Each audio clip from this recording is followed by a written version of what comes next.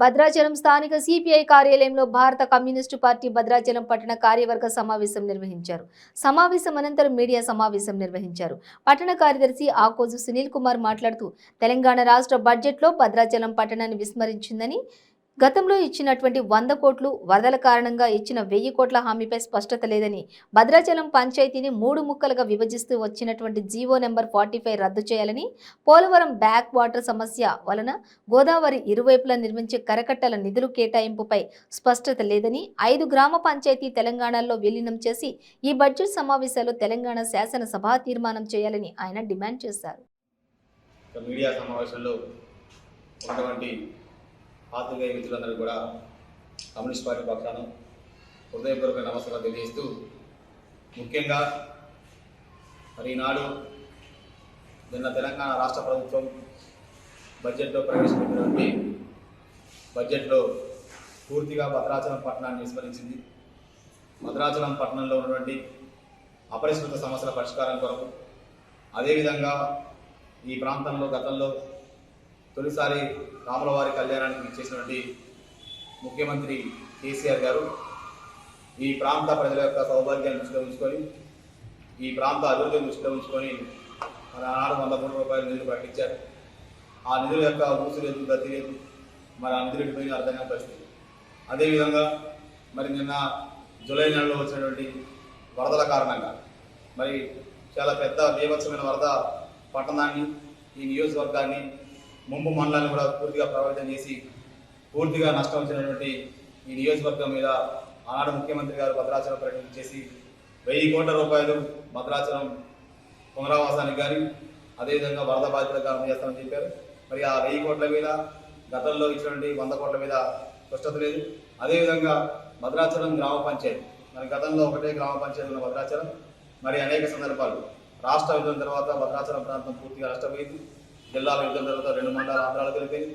రాష్ట్ర విభజనలో 7 మండలాలు మరి అటు పక్క ఆంధ్రప్రదేశ్లోకి వెళ్ళిపోయినాయి. 2 మండలాలు 3 జిల్లాలకు వెళ్ళిపోయాయి. అంత నష్టపోయిన కారణంగా మరి భద్రాచలాన్ని ఒకటే టెంపుల్ టౌన్గా ఉంచడమా లేదా గ్రామ పంచాయతీగా ఉంచి మరి ఎన్నికలు జరపమంటే భద్రాచలాన్ని 3 గ్రామ పంచాయతీల జీవో నెంబర్ 45 పట్టుకొచ్చారు. ఆ 45 జీవోను రద్దు చేయాలని సిపిఐ పెద్ద ఎత్తున భద్రాచలం పట్టణంలో ఆందోళన చేసింది.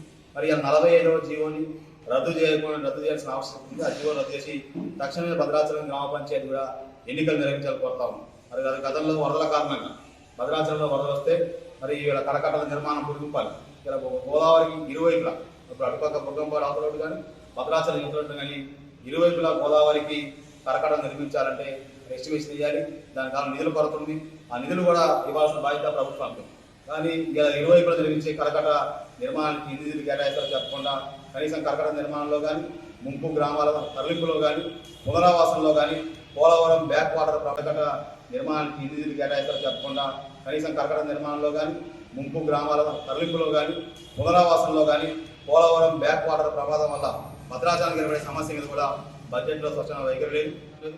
భద్రాచలం అభివృద్ధి కావాలంటే ముఖ్యంగా చుట్టుపక్కల ఉండే 5 గ్రామ పంచాయతీ తెలంగాణకు ఇవ్వాలి. ఎడబాక, కన్నాయగూడెం, ఇసుకలపాడు, పురుషోత్తపట్నం, గుండాల పంచాయతీలు తెలంగాణకు ఇవ్వమని మొదటి నుంచి ఈ ప్రాంత ప్రజలు రాజకీయ పార్టీలకు అతీతంగా, ప్రజా సంఘాలకు అతీతంగా అందరూ ఏకమై అనేక దఫాలుగా ఉద్యమం చేస్తే మరి ఇలా ప్రభుత్వం పట్టించుకునే పరిస్థితి లేదు. కాబట్టి తక్షణం శాసనసభ సమావేశాలు, ఈ బడ్జెట్ సమావేశాల్లోనే భారత కమ్యూనిస్ట్ పార్టీ సిపిఐ డిమాండ్ చేస్తూ ఉంది.